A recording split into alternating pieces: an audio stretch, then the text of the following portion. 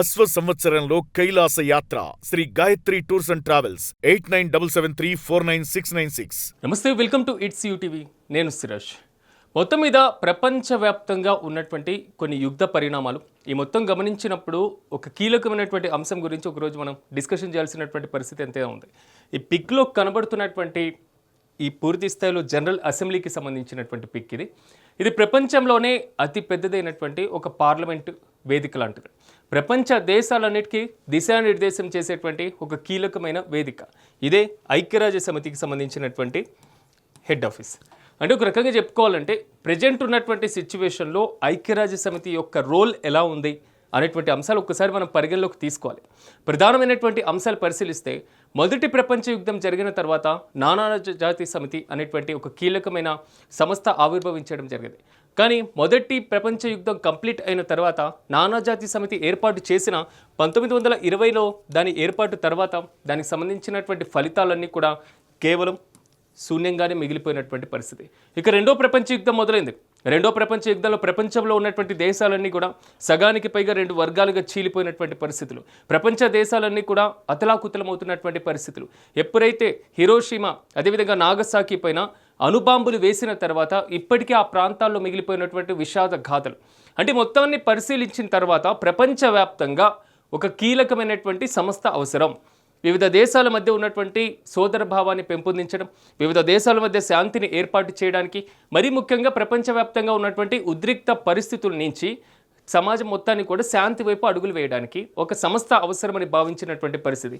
ఈ నేపథ్యంలో 1945లో ఐక్యరాజ్య సమితిని ఏర్పాటు చేయడం జరిగింది. ఐక్యరాజ్య సమితిని అయితే ఏర్పాటు చేసుకున్నాం.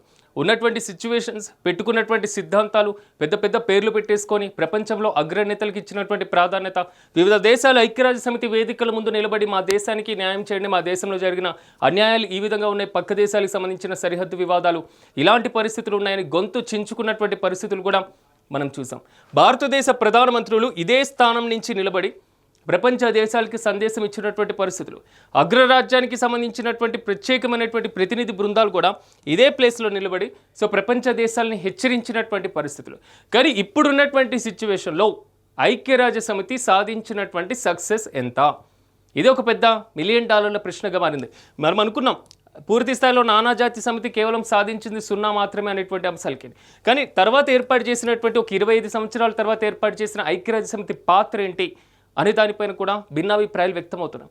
కానీ దీని యొక్క ప్రధానమైనటువంటి లక్ష్యం ప్రపంచంలో శాంతిని స్థాపించడం. ఇప్పుడు ఉన్నటువంటి పరిస్థితుల్లో శాంతిని స్థాపించేటువంటి పరిస్థితుల వరకు అడుగులు పడుతున్నాయి.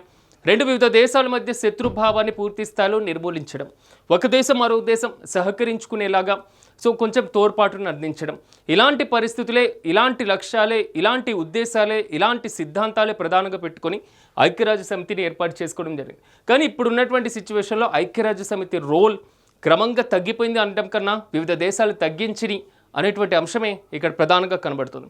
దీనికి కారణాలు, దీనికి పూర్తి స్థాయిలో లోపాలు అనేకం కనబడుతున్నాయి. ఒకటి, ఐక్యరాజ్య సమితికి కొన్ని అగ్రరాజ్యాలకు మాత్రమే ఇది ఒక తొత్తులా మారిపోయినటువంటి పరిస్థితి. అమెరికా కానివ్వండి, రష్యా కానివ్వండి, చైనా కానివ్వండి, లేదా యూకేకి సంబంధించినటువంటి అంశాలు కేవలం ఇప్పటికి కూడా ఐక్యరాజ్య సమితి ఏర్పాటై 70 సంవత్సరాల పైమాటి జరుగుతున్నా ఇంకా కొన్ని దేశాలకి మాత్రమే ప్రిఫరెన్స్ ఇస్తున్నటువంటి పరిస్థితులు ఎందుకు వస్తున్నాయి? రీసెంట్గా జరుగుతున్నటువంటి కొన్ని మూమెంట్స్ను ఒకసారి మనం పరిశీలిద్దాం. ప్రపంచ యుద్ధాలు అయితే ఇప్పట్లో జరగల, కానీ ఇప్పుడు తలెత్తుతున్నటువంటిది మళ్ళీ ప్రపంచ యుద్ధం జరుగుతుందా? మూడో ప్రపంచ యుద్ధం మ్యాక్సిమం తథ్యమా? మరో ప్రపంచ యుద్ధం వస్తే పరిస్థితి ఏంటి అని, మరో ప్రపంచ యుద్ధమే వస్తే, మూడో ప్రపంచ యుద్ధమే ఇప్పుడు ఉన్నటువంటి పరిస్థితుల్లో ఏర్పడితే, ఒకవైపు ఇరాన్తో పాటుగా దానికి మద్దతు తెలుపుతున్నటువంటి చైనా, మరికొన్ని కీలకమైనటువంటి దేశాలు అయితే, మరోవైపు అమెరికా, ఇజ్రాయెల్తో పాటుగా గల్ఫ్ దేశాలు, అదేవిధంగా ఏదైతే యూరోపియన్ దేశాలు ఉన్నటువంటి నేపథ్యంలో దేశాల మధ్య చీలిక స్పష్టంగా కనబడుతుంటే మూడో ప్రపంచ యుద్ధం వస్తే మాపేటువంటి ప్రసక్తి, మూడో ప్రపంచాన్ని రాకుండా నిలువరించేటువంటి బాధ్యత ఇప్పుడున్న పరిస్థితుల్లో ఐక్యరాజ్య సమితి చెయ్యగలదా అంటే, నేనైనా మీరైనా ఒకటే ఆలోచించుకోవాలి. ఐక్యరాజ్య సమితి ఇప్పుడు పోషిస్తున్నటువంటి పాత్ర శూన్యం. దీనికి చాలా కారణాలే ఉన్నాయి. ఎందుకంటే కొన్ని దేశాల చేతిలోనే ఐక్యరాజ్య సమితి బలైపోతున్నటువంటి పరిస్థితి. కొన్ని దేశాలు ఇచ్చేటువంటి ఆర్థిక సహాయం బేస్ మీద ఐక్యరాజ్య సమితి ఉండడం కూడా పెద్దగా ఉపయోగకరంగా ఉండడం లేదు. సో ఐక్యరాజ్య సమితిలో అనేక అంగాలు ఉన్నాయి. ఒకటి జనరల్ అసెంబ్లీ, ప్రతి దేశం నుంచి వెళ్ళేటువంటి సభ్యులు ఇక్కడ కూర్చుంటారు, ఆ దేశానికి సంబంధించినటువంటి అన్యాయాలను సభ ముందుకు తీసుకొని వస్తారు, కానీ పరిష్కరించేటువంటి బాధ్యత సున్నాగా మిగిలిపోతుంది. ఒక్క దేశానికి మరో దేశానికి మధ్య ఉన్న ఆధిపత్య పోరును నిలువరించడంలో సున్నాగా మిగిలిపోతుంది. అంటే ఒక రకంగా చెప్పుకోవాలంటే ఐక్యరాజ్య సమితి కేవలం కొన్ని దేశాల చేతిలో కీలుబొమ్మగా మారిపోతుంది. సో అంతర్జాతీయ న్యాయస్థానం ఉంది. అంతర్జాతీయ న్యాయస్థానంలో 17 మంది న్యాయమూర్తులు ఉంటారు. ఆ ఉన్నటువంటి న్యాయమూర్తులు కేవలం రష్యాకు సంబంధించినటువంటి వారిపైన లేదా అమెరికా ఎవరు చెప్తే ఆ దేశాలపైన ఆంక్షలు విధిస్తున్నటువంటి పరిస్థితులు. అంటే ఐక్యరాజ్య సమితి యొక్క పనితీరేంటి, ఐక్యరాజ్య సమితి పెట్టినటువంటి ఉద్దేశాలు ఏంటి, ఆ ఉద్దేశాలు నెరవేర్చేటువంటి దిశగా ఐక్యరాజ్య సమితి అడుగులు వేస్తుందా? ఈ 3 ప్రశ్నలు కూడా బలంగా వినబడినప్పుడు రీసెంట్గా జరుగుతున్న ఒక సమకాలీనమైనటువంటి పరిణామాలు ఒక్కసారి మనం పరిశీలిద్దాం. సో ఇప్పుడు జరుగుతున్నటువంటి పరిణామాల్లో వివిధ దేశాలన్నీ 2 వర్గాలుగా చీలిపోయినటువంటి నేపథ్యంలో అమెరికా ఇచ్చేటువంటి ఫండింగ్ మీద ఐక్యరాజ్య సమితి ఆధారపడి ఉంటుంది. మరి అమెరికా ఇచ్చేటువంటి ఫండింగ్ మీద లేదా ఇతర కీలకమైనటువంటి దేశాలు ఇచ్చేటువంటి ఫండింగ్ మీద ఆధారపడినప్పుడు వారిచ్చేటువంటి డబ్బుల మీద, వారిచ్చే దయా దాక్షిణ్యాల మీద ఉండేటువంటి పరిస్థితులు ఉన్నప్పుడు సో ఐక్యరాజ్య సమితి స్వతంత్రంగా పనిచేసేటువంటి పూర్తి స్థాయిలో పారదర్శకత ఉంటుందా అనేటువంటి క్వశ్చన్ మార్క్ బలంగా రైజ్ అవుతుంది. ఎందుకంటే ఇప్పటికీ ఐక్యరాజ్య సమితి ఏర్పాటు 70 ఏళ్ళ పైమాటే జరుగుతుంది. 7 దశాబ్దాల కాలం కూడా పూర్తయింది. కానీ భారతదేశానికి ఇప్పటికీ శాశ్వత సభ్యత్వం లేనటువంటి పరిస్థితి. కేవలం ఒక 5 అగ్రరాజ్యాల చేతిలో మాత్రమే ఉన్నటువంటి సిచ్యువేషన్స్ కనబడుతున్నాయి.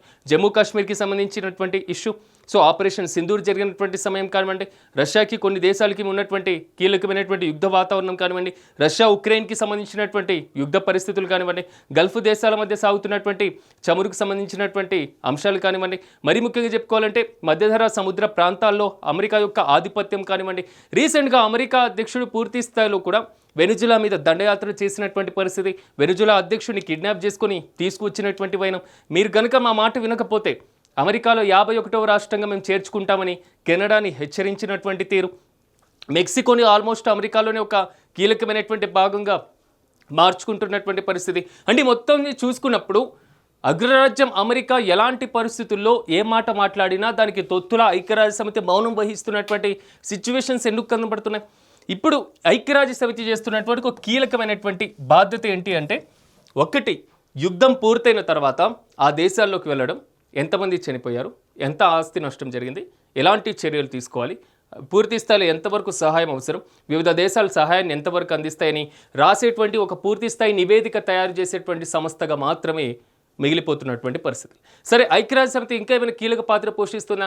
కోవిడ్ వచ్చినప్పుడు కోవిడ్లో ఉన్నటువంటి పరిస్థితులు ఏంటి, కోవిడ్ ఏ దేశం నుంచి తలెత్తినటువంటి సిచ్యువేషన్స్ ఉన్నాయి, మరి అలాంటి సమయంలో కోవిడ్ వ్యాక్సిన్ వివిధ దేశాల మధ్య సామరస్యంగా పూర్తి స్థాయిలో సమన్వయాన్ని చేయడంలో కూడా ఐక్యరాజ్య సమితి లోపించినటువంటి పరిస్థితి.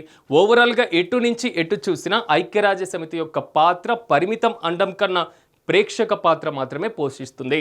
స్వతంత్రంగా పనిచేయడంలో చాలా వరకు కూడా లోపభూయిష్టమవుతుంది. కారణం భయపడ్డం. కొన్ని అగ్రరాజ్యాలకు ఐక్యరాజ్య సమితి ఇప్పటికీ కూడా భయపడుతున్నటువంటి పరిస్థితులే కనబడుతున్నాయి. ఆ భయపడేటువంటి పరిస్థితులు ఎంతవరకు వెళ్తున్నాయంటే, ఆయా దేశాలపైన ఆంక్షలు విధిస్తే ఎక్కడ తనకి ఫండింగ్ ఆపుతారు, ఆయా దేశాల మీద ఆంక్షలు విధిస్తే ఐక్యరాజ్య సమితి నుంచి ఆ దేశాలు ఎలా బయటికి ఓదొలుగుతాయో అనేటువంటి ప్రశ్నలు ఐక్యరాజ్య సమితి చుట్టూ తిరుగుతున్నటువంటి పరిస్థితి. ఎందుకంటే అమెరికాకు ఉదాహరణగా చెప్పుకోవచ్చు మనం.